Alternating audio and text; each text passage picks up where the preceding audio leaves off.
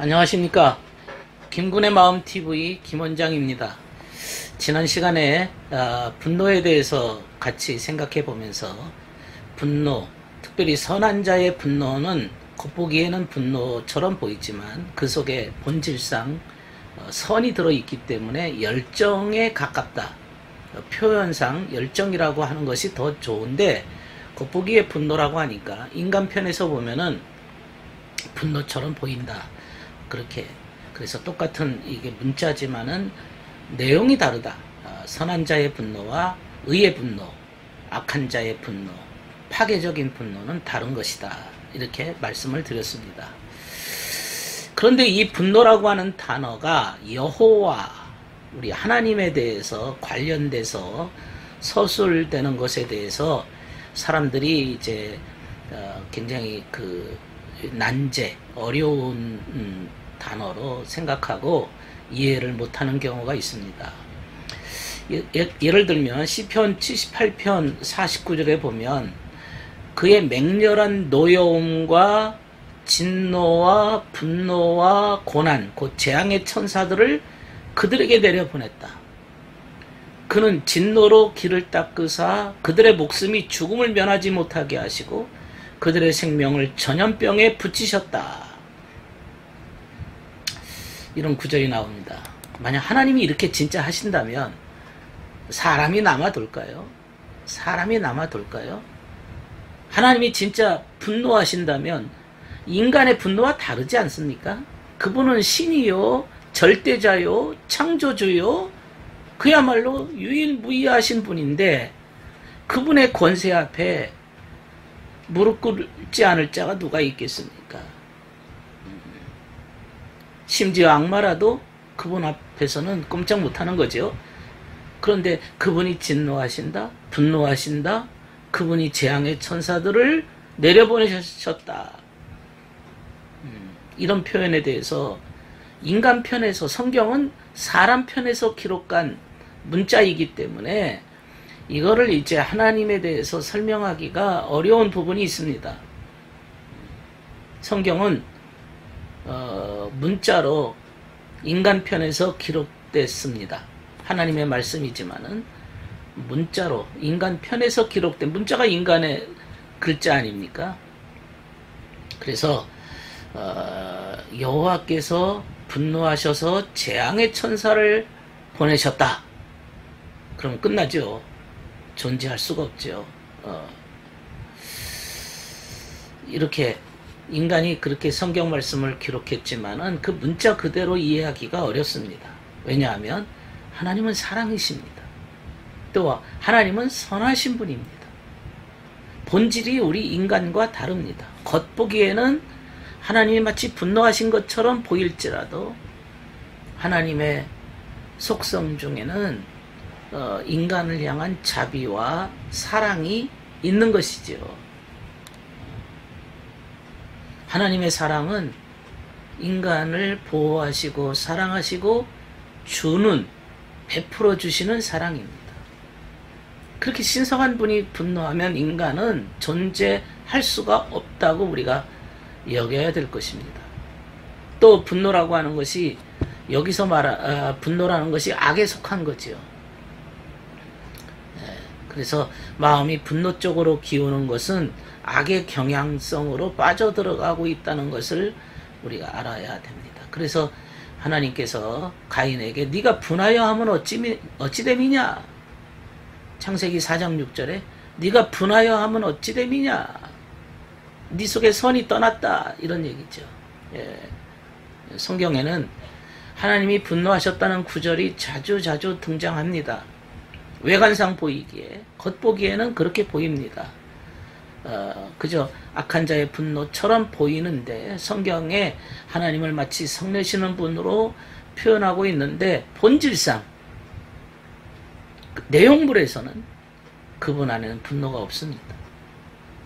그냥 이게 우리가 말하는 열정에 가까운 거죠. 열정이라고 표현하는 게 오히려 정확합니다.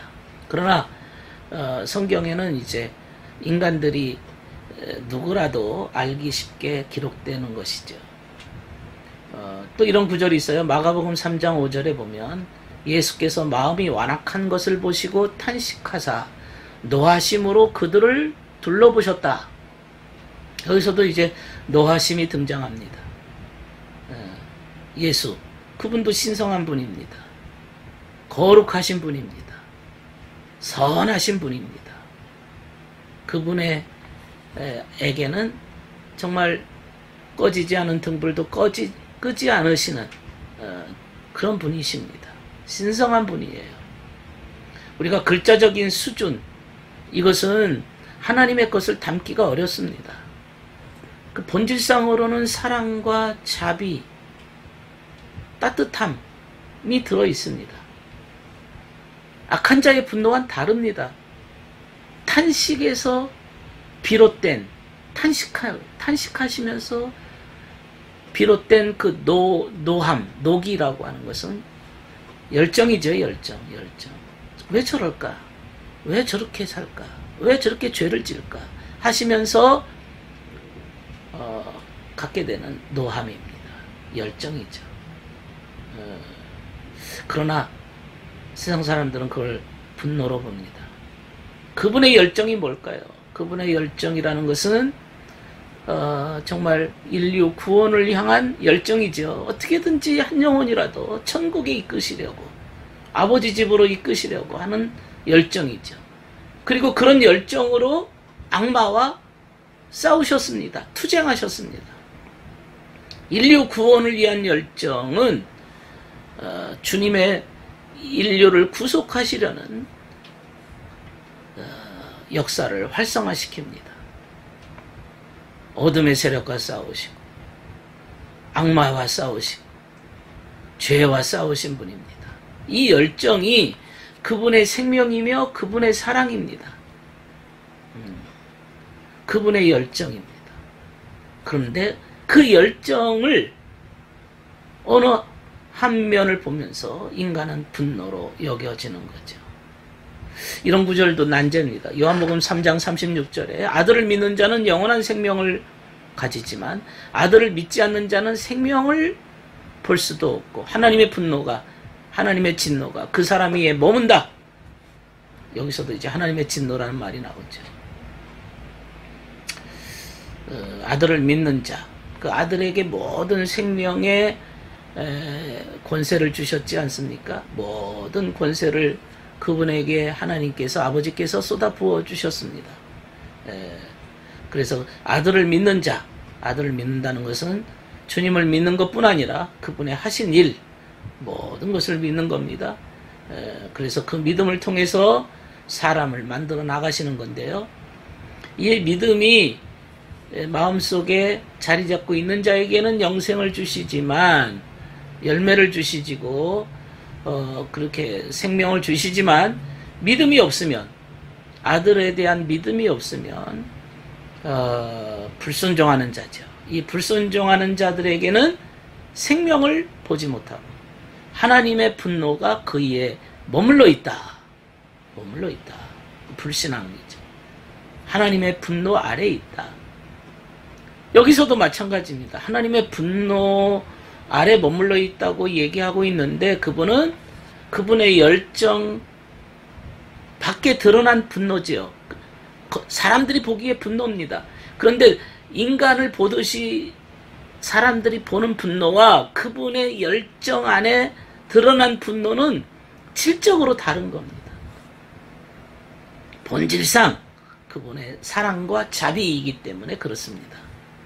이렇게 표현한 것은 우리 인간들이 어떻게 보면 네가 분노의 진노의 자녀가 되는 것을 예방시켜 주기도 합니다만은 본질상 하나님의 사랑과 자비입니다.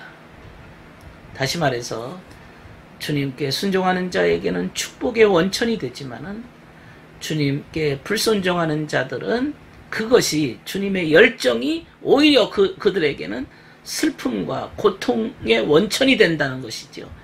그래서 자기에게 슬픔과 고통이 다가오면 마치 하나님이 분노하신 것처럼 여겨지는 거죠. 하나님이 나를 향해서 분노하셨구나, 진노하셨구나, 그렇게 느껴지는 겁니다. 이 인간의 상태입니다. 인간의 수준입니다. 인간은 자신한테 무언가 자신의 문제로 자신이 죄악 가운데 있는 문제로 인해서 잘못된 길을 걸어갔을 때 오는 고통과 불안과 이 모든 괴로움을 마치 하나님의 분노로 자신의 상태를 표현한 것이죠. 이것이 마치 하나님의 분노라고 여기는 거죠. 예.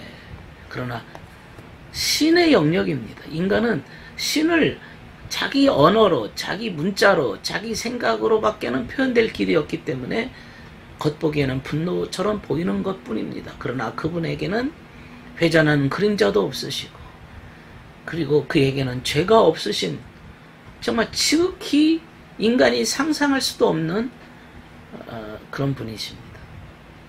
인간을 파괴하려고 하면 인간은 끝나는 거죠. 우리 수준의 분노와 다르다는 것을 알아야 될 것입니다. 오늘 분노에 대해서 생각해 보았습니다. 들어주셔서 감사합니다.